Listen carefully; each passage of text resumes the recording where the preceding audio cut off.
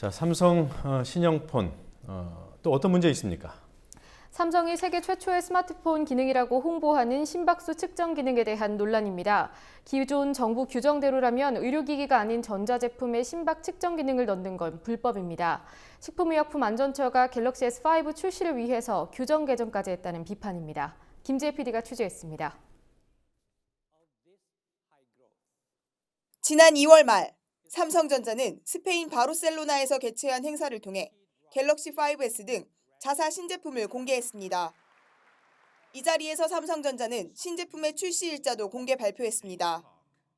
On April 11th, we will release these incredible devices in nearly 150 countries.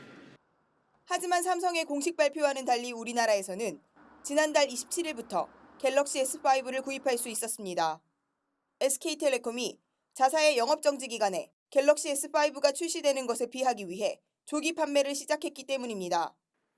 삼성전자는 SK텔레콤이 판매를 시작하기 하루 전까지도 조기 출시는 없다고 못 박았지만 SK텔레콤의 유감을 표하는 데 그쳤습니다.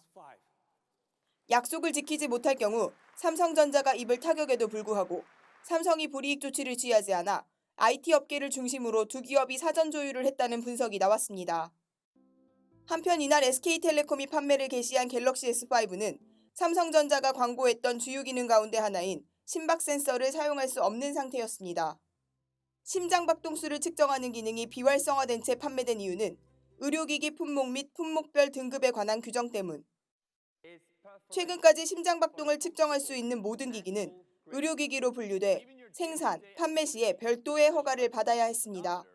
하지만 갤럭시 S의 공식 출시를 사흘 앞둔 지난 8일, 운동용, 레저용으로 사용되는 심박 측정기는 의료기기 관리 대상 품목에서 제외되도록 규정이 바뀌었습니다.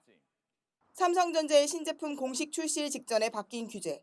이 과정에서 삼성전자의 임직원이 관할 부처인 식품의약품안전처 관계자를 2차례 만났다는 사실이 확인됐습니다.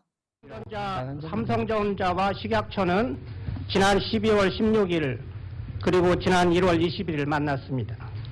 만났냐 안 만났냐 그거만 얘기해요. 상담차 만났습니다. 이 자리에서 삼성전자는 의료기기 관련 규제를 완화해달라는 요구를 식약처에 전달했습니다. 따라서 관련 규정의 개정은 삼성전자를 위한 특혜라는 지적입니다.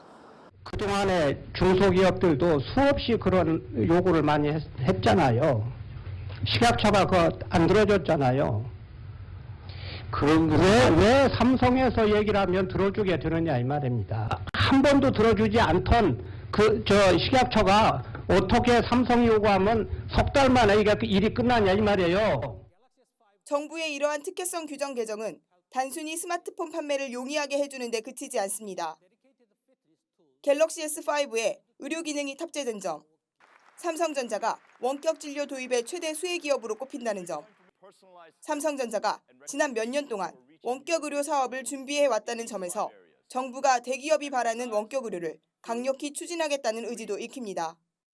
현재 보건복지부도 홈페이지 등을 통해 스마트폰만으로 원격 진료가 가능하다고 홍보하고 있습니다. 구미TV 뉴스 김지혜입니다.